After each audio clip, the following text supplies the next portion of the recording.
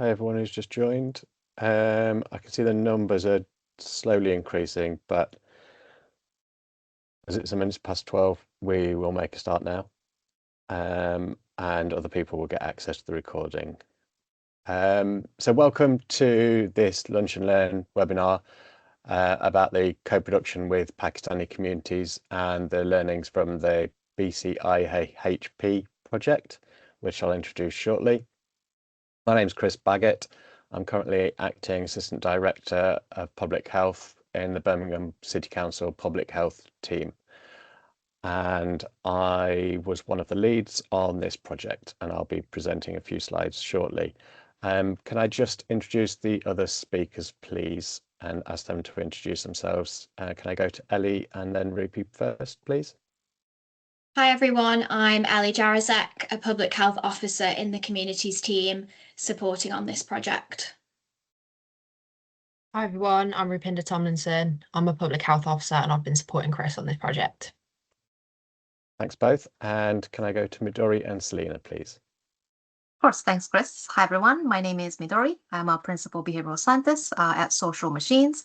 We've been contracted to do the evaluation for this project, and I oversaw the whole process. And Selena, to you as well.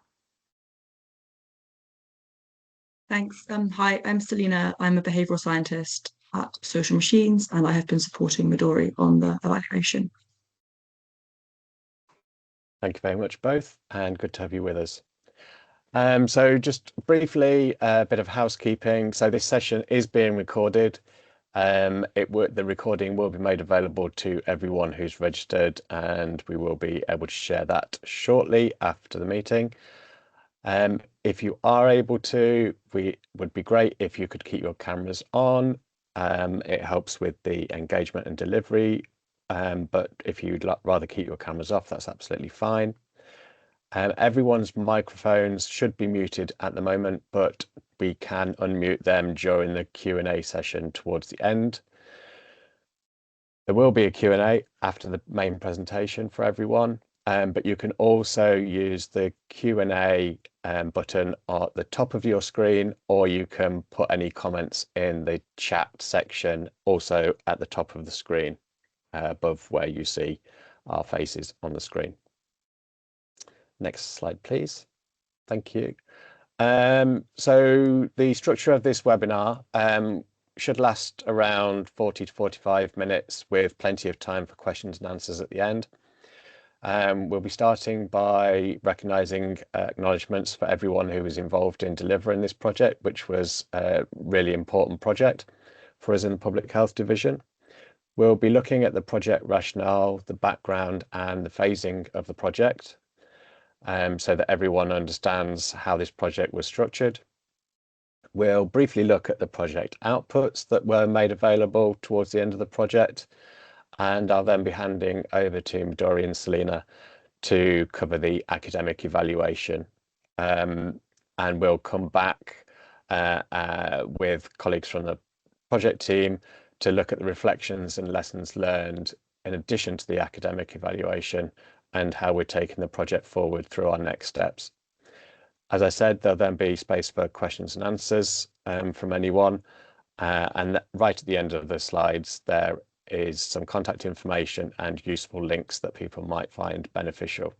The slides will also be distributed at the end of the session. With access to the recording. So first of all, in terms of all of those involved in the project and helping us along the way over the last 2 years, I'd like to just thank a lot of public health colleagues, both those who've introduced themselves on the call, who've been really instrumental in delivering this project, but also a number of other public health colleagues who have assisted us with data analysis and with project planning and project delivery. I'd like to extend thanks to Dr. Ben Wakely at the Queen Elizabeth Hospital, from one of the neurology consultants, who was very helpful in the early stages and the middle stages of the project in terms of helping us with the rationale and the planning. I'd like to thank Delicate Mind, a community interest company, who were helpful in working with our community and helping with our co-production and co-design parts of the project. I'd like to thank Birmingham Voluntary Services Council, who worked with us to assist with the data collection and the community research, which was really important, and I will come on to that shortly. I'd like to thank Social Machines, colleagues who are with us on the call today, and others who were really helpful in terms of evaluating the project overall. Martin, who assisted us with design and that led into the production of the final resources. We worked closely with particularly East Birmingham GPs and community pharmacists, and we're grateful for their support in rolling out the resources and the information. Huge thanks to members of the Pakistani communities across the city who took part in our data gathering and our research phases and feedback parts of the project. The Pakistani communities in the city were central to the project overall, and it's really important that we took on board what they told us. And finally, but certainly not least, I'd like to thank all of the community researchers who assisted us right at the start of the project, and many of them continued to assist us and support the project throughout, eventually becoming community influencers and helping us with the rollout of the information that the project produced. And all of the community researchers are named there. Thank you very much to all of them for their involvement. So moving on to the project overview. Next slide, please, Rupi. Thank you. So BCIAHP stands for the Birmingham Culturally Informed Approach to Headache Disorders in Pakistani Communities. So it was a 2-year project by the Public Health Division, and it was supported by a quality improvement grant from Pfizer Limited. The project explored the prevalence and impact of chronic headaches and migraines within Birmingham's Pakistani communities. And through data collection and analysis, community-led research and participant surveys, the project aimed to understand the barriers that individuals face in accessing support, diagnosis and treatment, as well as the cultural perceptions of headaches and migraines and their impact on individuals, families and communities. The project has co-produced culturally informed information resources for individuals and healthcare providers to assist with improving awareness, support prevention and self-management options, and to help people understand when and how to seek professional support.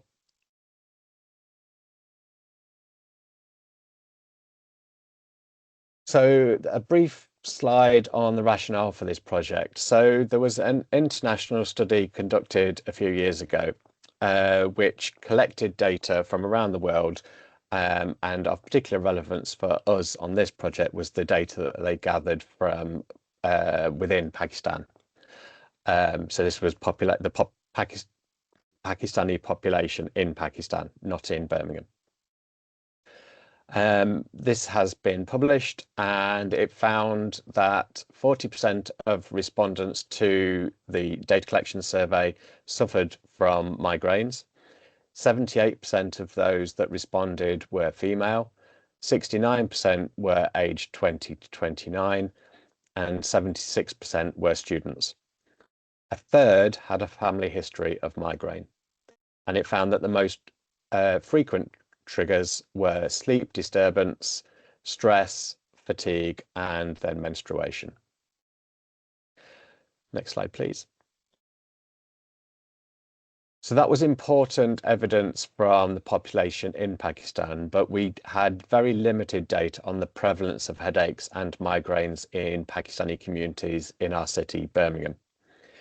The Pakistani community is approximately 17% of the city's total population, according to the 2021 census. That's a total of just over 195,000 individuals in the Pakistani communities in our city. Due to a lack of understanding of the barriers to treatment, there is a lack of culturally informed interventions aimed at enabling preventative approaches and clear communication of symptoms of headaches and migraine to support effective treatment within this population. And this project sought to explore that and understand that better.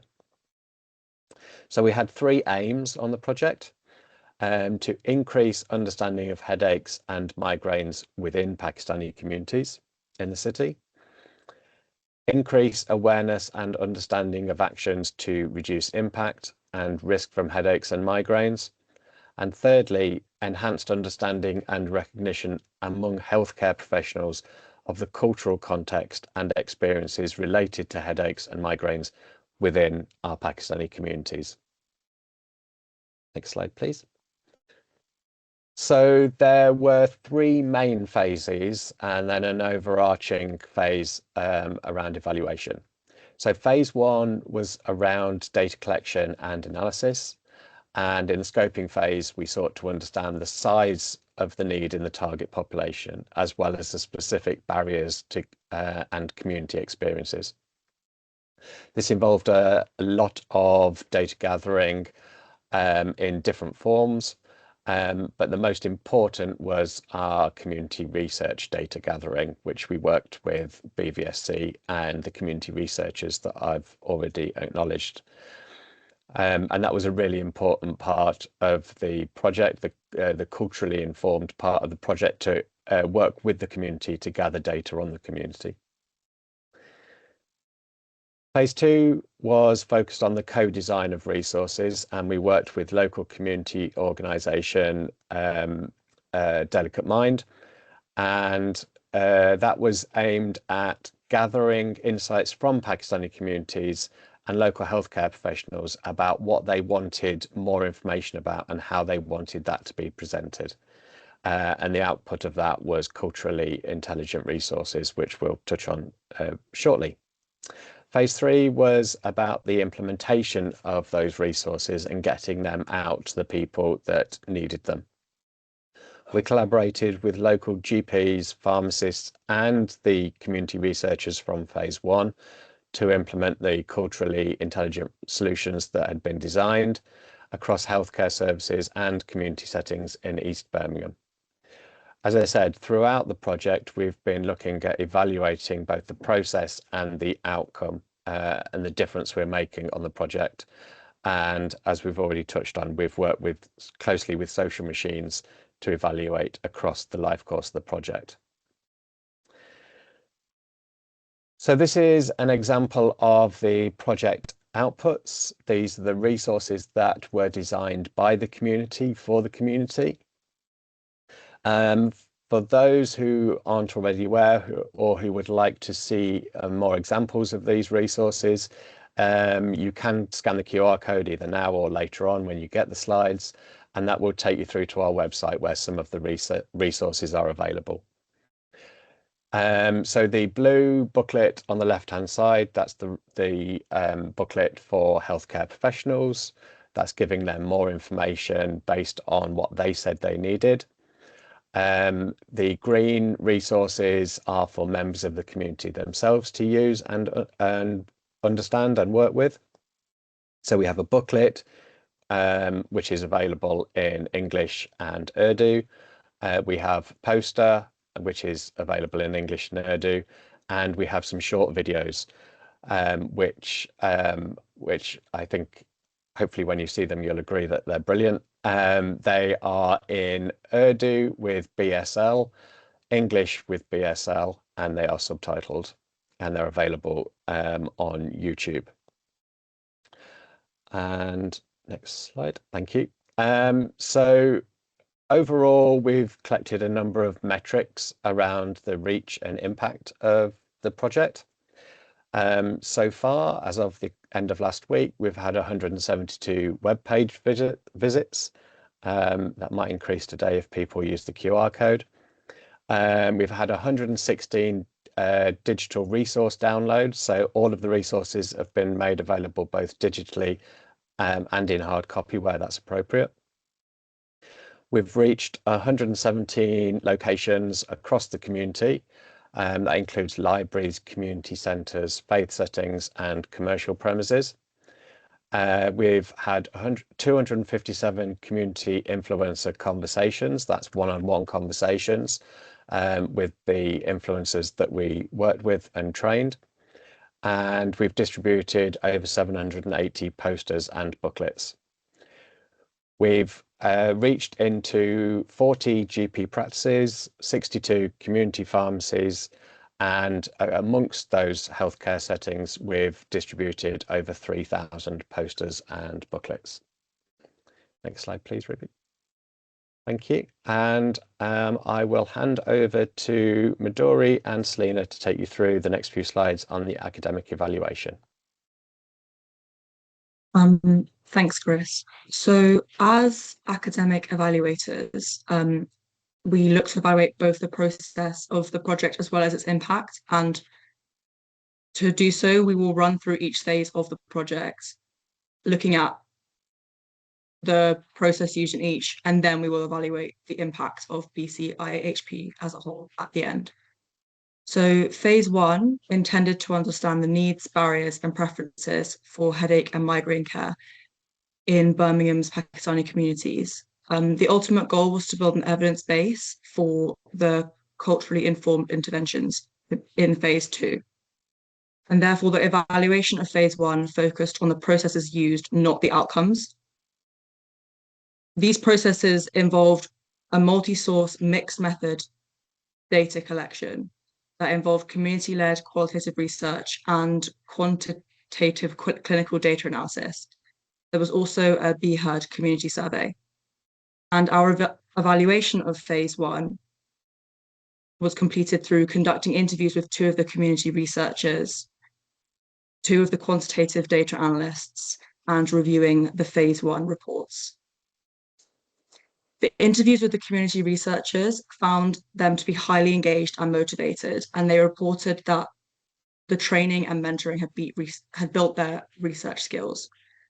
They also felt that the focus groups had grown strong community connection and empathetic links.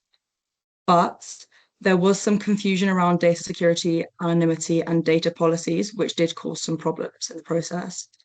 And the use of community researchers may have led to convenience sampling, which could have had an impact and reduced diversity, basically meaning that they would have recruited those who had similar backgrounds or experiences to themselves. The community researchers themselves also reported that the interviews were often shorter than they had anticipated, and that some participants held stigma or distrust towards the process in general that had reduced participation. The interviews with the data analysts revealed that they really enjoyed the agile and collaborative working style. The frequent meetings provided the opportunity for feedback and discussion, and they spoke about the effective use of data visualization tools that had really aided the interpretation of their findings. They spoke of the fact that the data gained from hospitals was really robust, and whilst their findings were not of a publishable standard, the analysts felt that the work held really valuable insights, which is a positive. However, they spoke of issues and delays to gaining access to the GP data, which they felt would have greatly bolstered the research.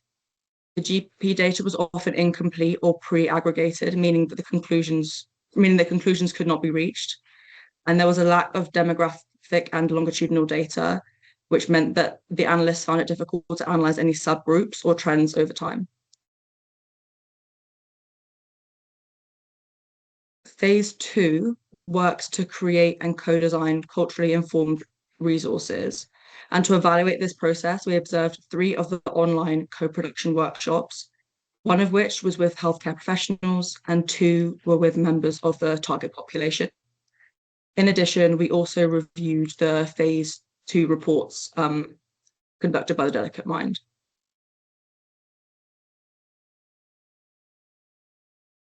The focus groups, interviews, and co-production sessions were carried out with inclusive, sensitive, and ethical practices, including the prioritization of gaining lived experiences and understanding of culturally specific perspectives. It was also really positive that multiple participation options were given, so group settings, one-to-one, online and in person. And there was good recruitment of participants across the target subgroups and genders. but the sessions combined focus group and workshop elements, which did cause a reduction in the clarity of the objectives. And the resources were not piloted before finalization and delivery, which would have improved the process. There was also some misalignment on the deliverable expectations, which did lead to resources needing to be rewritten. Phase 3 of the BCIAHP project involved the implementation of the culturally informed resources formed in Phase 2.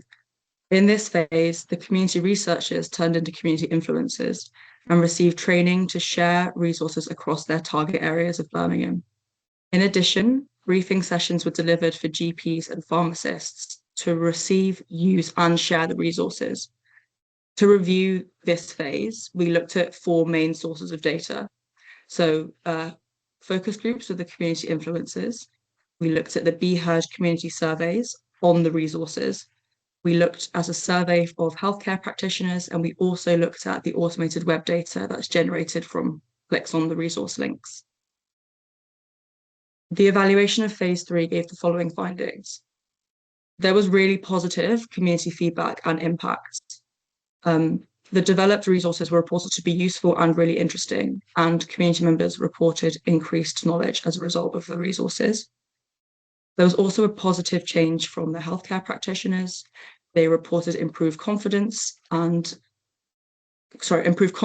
cultural humility, and there was positive feedback on the new resources compared to those that have been available previously.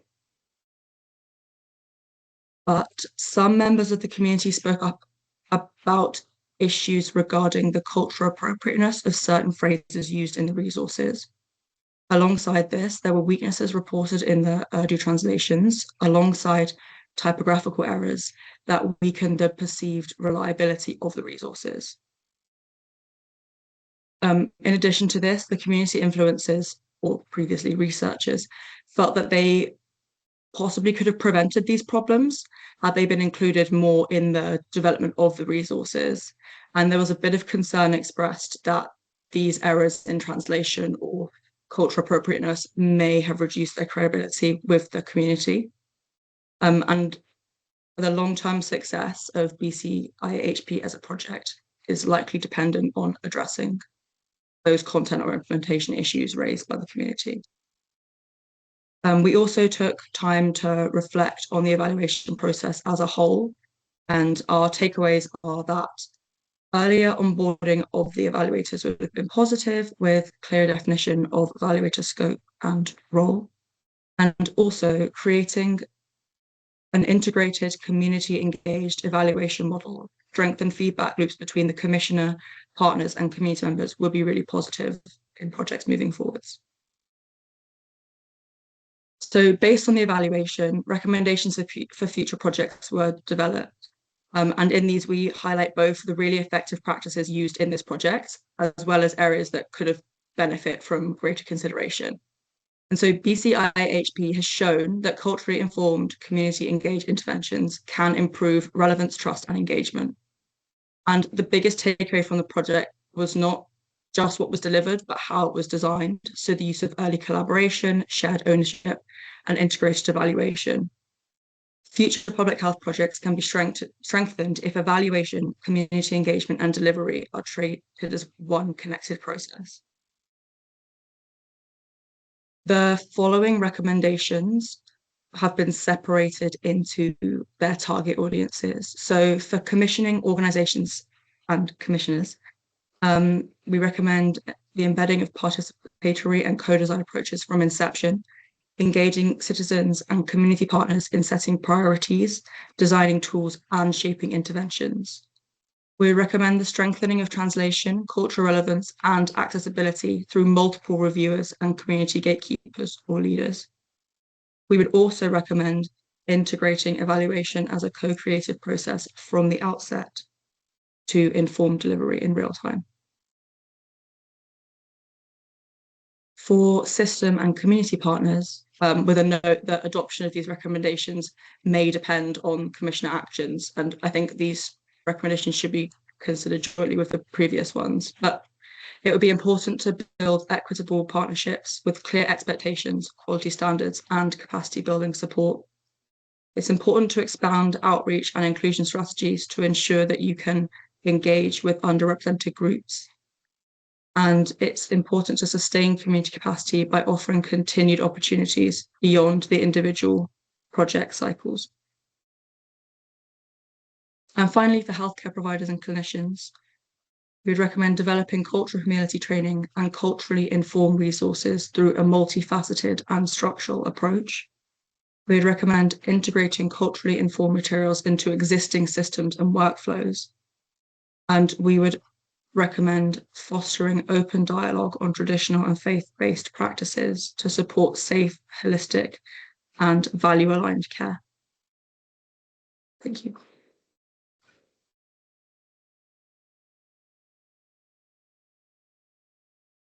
Thanks very much, Selena and Midori.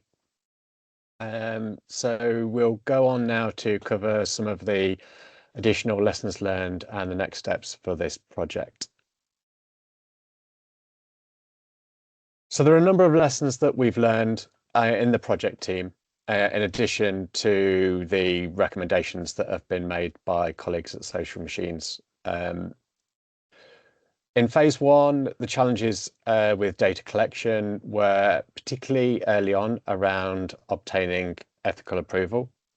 There was quite a long timescale involved in that plan initially, and this was a defined time period for the project. It meant that in the end, we didn't proceed with formal ethical approval, which then slightly meant that we had to adjust our planned data collection, and meant that we weren't able to understand as much as we had wanted to about individual but anonymous patient journeys through primary care into secondary care. And we worked around that as much as we could, but it did mean that we didn't quite have the level of understanding that we'd originally wanted to. When we hosted the data collection surveys, we did that through the council's Be Heard online data collection platform, and the council uses this for consultations and surveys. We recognise that there are concerns around digital access amongst our communities in Birmingham. Not everyone finds digital access for surveys like this easy or straightforward, and we recognise that that can impact on both who contributes and the type of data that we end up collecting. The data collection survey that was towards the end of the project, there was an option for paper-based data collection that was advertised. In the end, we didn't get any additional requests for paper-based data collection, although I know that our community influencers did fill in some paper-based surveys with members of the community, which was really helpful. Phase two, all around the co-design. So this, I think, was where the most learning and the most value from this project came. We learned really early on. I personally learned through several meetings with the community researchers near the start of the project how important terminology is, and the value of embedding co-production throughout the whole project, as Selena has just presented on. It was really important. This at the start of this project, the title was actually the Pakistani Community in Birmingham. We learned very early on that there is no single Pakistani community in the city, and the community themselves told us that. And we need to recognise that there is a lot of variation and heterogeneity within the community, and it's important to recognise that. We also understood the importance of what we mean by what we thought were simple words and definitions, such as the Pakistani community. Who did we mean when we talked about the Pakistani community, and who did we define as being from Pakistan or having Pakistan roots in their family? And it was really, really helpful working with the community researchers to unpick that and to try and get that right so that it was more useful for the community that we wanted to engage with. There was a challenge around translation, so we wanted to make the resources available in the most appropriate community language, and the community researchers helped us understand what that language should be. And we worked with an expert organisation who support the council and public health with a lot of translation work. It's important to recognise, and we've learned through this project, there's a difference between accurate technical translation and a culturally appropriate translation. And some of that came back in our feedback in phase 3 and phase 4 of the project. And what that's taught us is that we need to make sure that we're checking at each stage of the translation and design process when we're putting information in community languages. And we can't just depend on technical accuracy, but we need to make sure that it makes sense to the population we're trying to support and engage. Phase 3 around the implementation. So we found there was some skepticism around the funding source. As I mentioned on one of the early slides, this project was supported by a quality improvement grant from Pfizer Limited. And there was some skepticism around that when that was explained to participants during the project, and people we delivered any training webinars or face-to-face sessions with. We were really clear. This project wasn't run by Pfizer. It was run by us in the project team in public health. And we needed to be able to explain to people what Pfizer's involvement was, and more importantly, wasn't, and what that meant for the project, to allay any concerns or fears about engagement. But I think it's important that for any future projects that are supported by external grants, particularly from industry organisations, that we're clear about that from the start. And it's really helpful to make sure that any project like this has pre-prepared statements to put that information out there and make sure that it appears and comes across that we are being fully transparent. There are a number of time constraints in the implementation phase, particularly with regard to setting up and running the training for the healthcare professionals and for the time frame during which the resources were actually implemented in the community and in the healthcare settings. We would have liked longer for various practical reasons due to some delays in the project. We didn't have the full implementation time period that we were hoping for. And I think it's possible that this project could have had an improved impact had we had longer to both onboard healthcare professionals in the training stages and implement the resources out in the community. Finally, in the implementation phase, working with the community researchers from phase 1 and supporting them to become community influencers in phase 3 was really valuable. It was really important for us that we worked with the community to help inform the community. And I know a number of the community influencers were grateful for the opportunity to see the project through from start to finish. And I would recommend that to any similar projects that public health or the health and social care system are looking to implement in the future. We learned an awful lot from working with many of the same individuals throughout the project. And I think we could have worked with them more, for example, to check the cultural appropriateness of some of the translations. Overall, on the whole project, the value of partnership working, both with our commission providers and our community members that we worked with, was really important. And I think there are lessons to be learned about making sure that that partnership working is embedded throughout all phases and parts of a project like this. And I think we did a lot of that. I think we could have done a little bit more, and I would encourage other colleagues to think about the opportunities for that on similar projects. I've already covered the cross-phase collaboration. I think making sure that we've got our partners, whether that's evaluation partners, engaged from the start of a project, or whether it's working with community members and important and valuable community influencers throughout the whole project, is really beneficial and could really make a difference to the impact that we can have.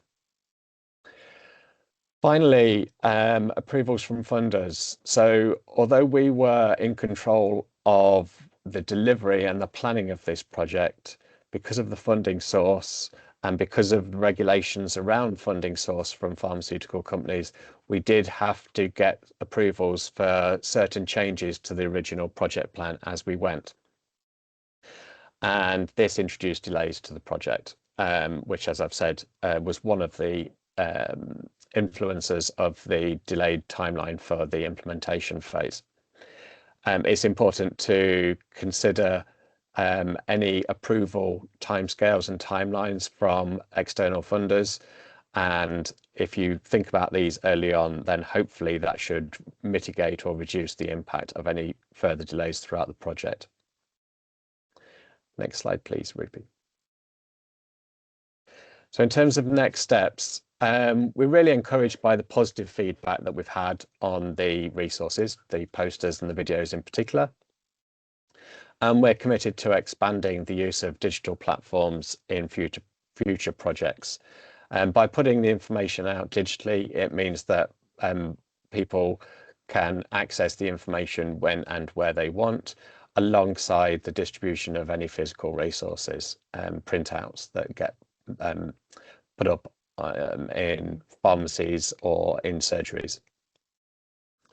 We've begun to implement the recommendations based on the feedback about the translated content, and updated versions will be available on our website. And that touches back on the fact that there was some feedback that the translated content was not found to be culturally appropriate following the technical translations that we obtained. We're drafting a quality assurance checklist based on the project learning, so that this can be applied to future community programs within public health based on the lessons we've learned. And we will be publishing the full academic evaluation that Social Machines have completed for us. And this project will contribute to the existing evidence base on the awareness of headaches and migraines in Pakistani communities in our city, and approaches to raising awareness. We'll also be delivering a briefing to our Cabinet Member for Health and Social Care and other councillors with a summary of insights and the key lessons that we've learned in the Public Health Division. And on that, I will open it up to questions and answers. If anyone has any questions, we'll pick up what's in the chat already, but do please raise your hand and we can unmute you if you'd like to come in with anything.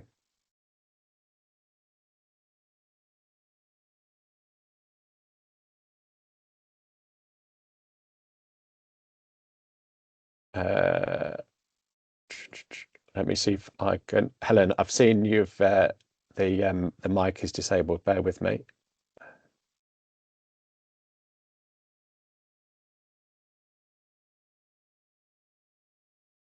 We should be able to unmute. While we're trying to work out how to unmute you, Helen, and Javed, I will just pick up on the question in the chat, Helen. Do we need to consider the title of the resources so that they are for the Pakistani and Kashmiri community?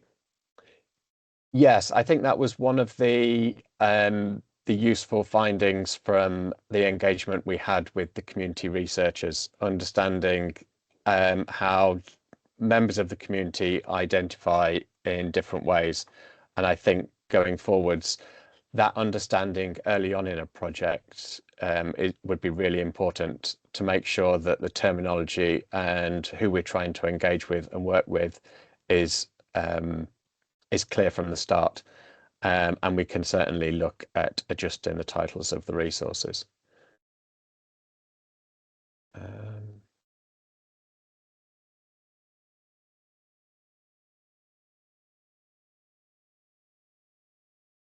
Let me have a look, see if I can. Can I unmute everyone at the same time?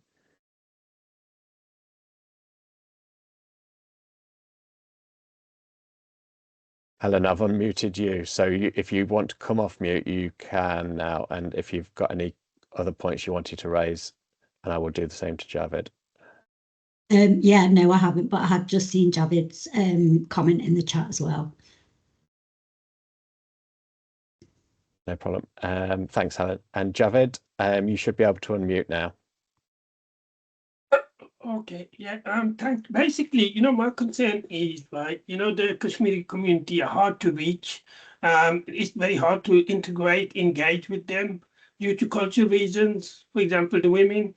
How did you approach them in terms of, I know this research, but 90% of the Pakistanis in the UK are from Kashmir.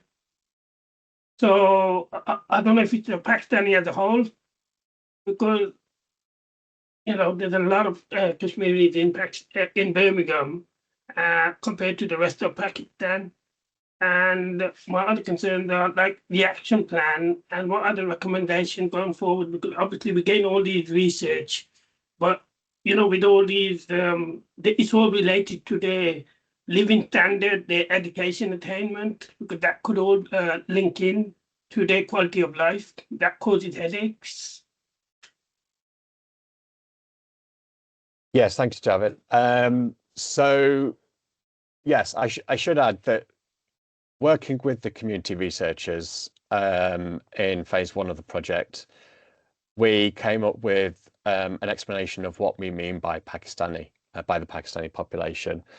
So when we were collecting the data, we made clear that anyone could complete the data if they recognize themselves on a list that we provided that was we were assisted in designing that list by the community researchers early on. So we included Kashmiri, Pakistan Kashmiri, Afghan Kashmiri, and that information is all available on the project's website. During the phase 1 data collection, we did find through the community research work, and the report for that is available, and we can, if you have a look on our website, you will be able to find links to that report. And we did find that living situation, education, specific cultural reasons contributed, and the community told us they contributed to their experiences with headaches and migraines, both causing, as they suggested, and how life was impacted by their experience of headaches and migraines. And there is a full report compiled by Jan and colleagues at BVSC with the community researchers that goes through a lot of that. And there is an exec summary to that report as well that provides some of the brief summaries. That is all feeding into ongoing work within the public health team about how we understand and how we engage better with some of our communities in Birmingham. Does that answer your question, Javid? Yeah, that's going forward. But going forward, what are the recommendations from this report? Are you going to look into a deep dive? Are you going to do a deeper investigation? Or is there any funding to explore it? And obviously you're going to present the finding, but it's actually putting into action that makes a difference. Yes, thank you.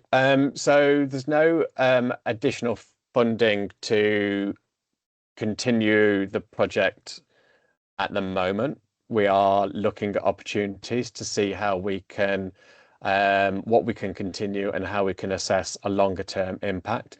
So the resources, the booklets, the posters, the videos, the hard copies, the printouts of those booklets and posters, they're all still out there in the community, and they're available for people to find, particularly in East Birmingham GP practices and community venues, community settings and community pharmacies. We have taken a decision to temporarily remove some of the resources from our website because of the feedback we received about language, and particularly not always being what the community would like to see. And that touches on the technical translation versus the culturally appropriate terminology. So work is ongoing to address that. I think one of the challenges was that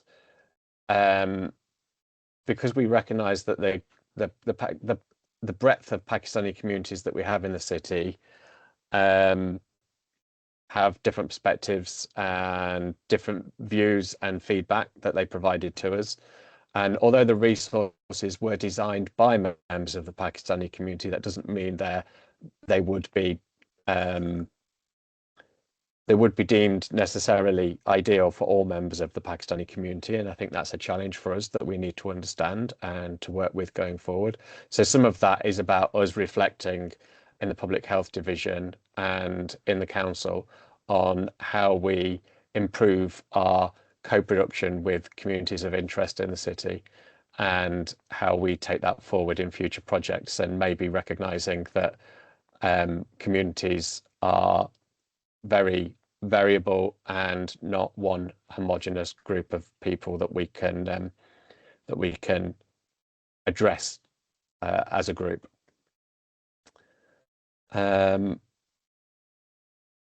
Farhana, did you want to come in and ask your question? Oh, sorry, I need to take you off mute. Bear with me one moment.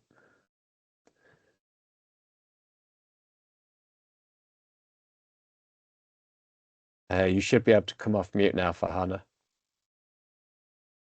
Thank you. Yeah, it's just a question with regards to, sounds like an excellent resource.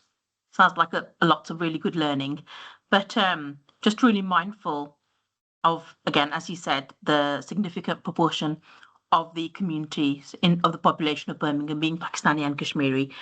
And so it would just be a shame if the resource, as much as it's gone out, just sounds great, GPs, pharmacies, digitally, etc. But what about the wider system within Birmingham and Solihull, where we've got the different NHS trusts, different system partners who are all in some way or another engaging with the same communities, and how can we ensure that the resources is used in particular, perhaps be more specific? I don't know, is it pain management clinics? Is it, clinics specifically for people who are living with sort of longer term headache, chronic pain, etc.? How can we ensure that it's used there? Sometimes I find that working in the system, different parts of the system create resources, but it's the impact of them isn't as great as it could be because not enough people know about them. Yes, thank you. One of the things we want to do is so it came across quite strongly during the data collection phase of the project and the co-production phase, that as well as what the members of the community wanted more information and better understanding of, they really wanted their healthcare professionals, their GPs, their practice nurses to understand things better from the community members' perspective. And when we talked to healthcare professionals, they wanted to better understand the patients that were likely to present in front of them as well, which is why we did a piece of co-production with healthcare professionals, and which is why we designed the blue booklet that I touched on earlier. I think that work needs to go further, can go further. in the public health team, we're leading on a program of work around cultural humility and safety. So helping people to recognise that there's a long-term journey of understanding our communities in Birmingham, different cultural backgrounds, and understanding different cultural experiences so that we can better support people with the needs that they identify. And that training is being rolled out to healthcare organisations in the city at the moment. Has been piloted with different healthcare organisations over the last 12 months. And I think it would be really valuable to make sure that our project and some of the general findings from our project feed into that programme as well going forwards to help GPs, nurses and others understand how better to listen and engage with members of diverse cultural backgrounds and communities. I think it comes down to, we know that different communities describe pain and describe their experiences in different ways. And we need to help communities understand how they should be able to describe that in their own words to healthcare professionals. And we need to help healthcare professionals then understand what that means to them in consultations so that they can respond appropriately.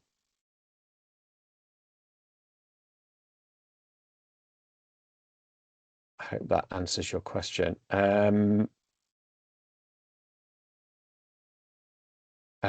Vanessa, let me see if I can take you off mute because I think you've got a really valuable question.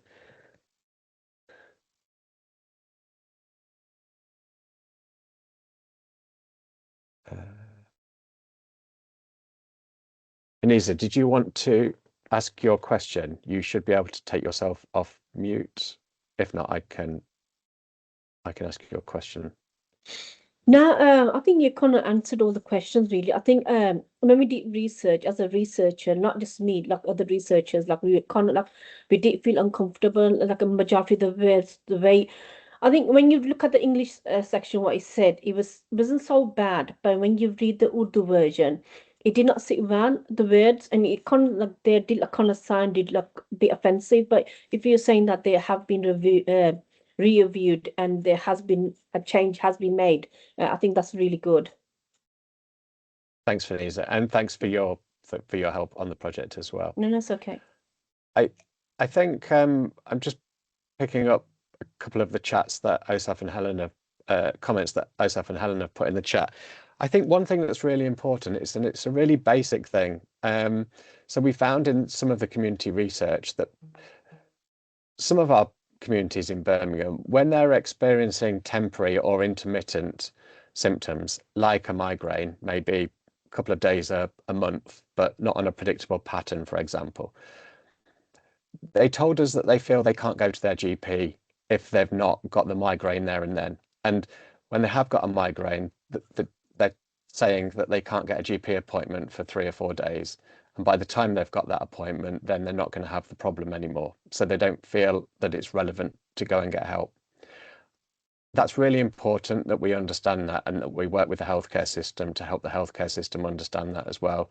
And then I think we need to do more awareness raising to help people recognise that with temporary symptoms or intermittent symptoms, they can and should still seek support when they need to and when it's a symptom that is having a significant impact on their lives.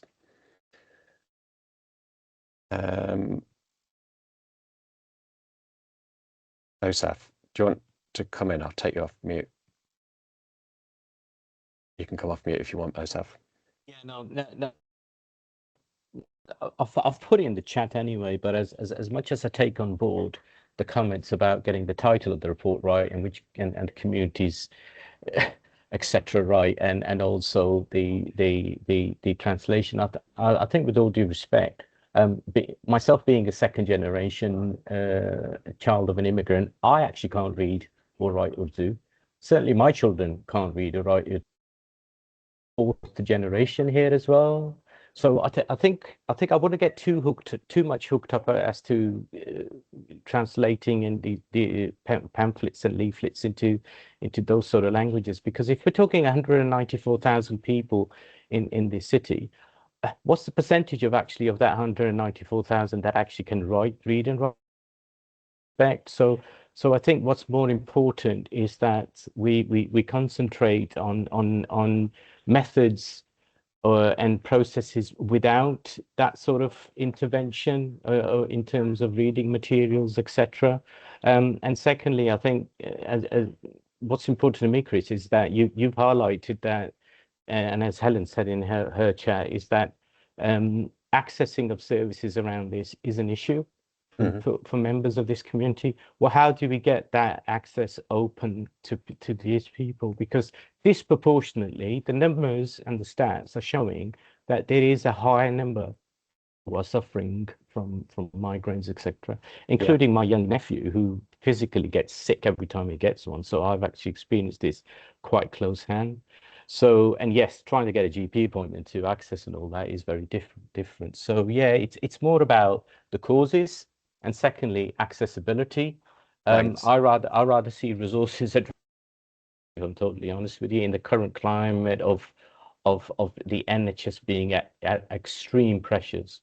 Yeah. Thanks, Osaf. Appreciate that. Faniza, did you want to come in just briefly on that? Yeah, so I can answer that question, what he's saying. So, you're saying that translation in a different language. That's what we thought. But as a community researcher, we did say that I don't think we need majority of translation in Urdu, right? Because there's not that many people can read Urdu.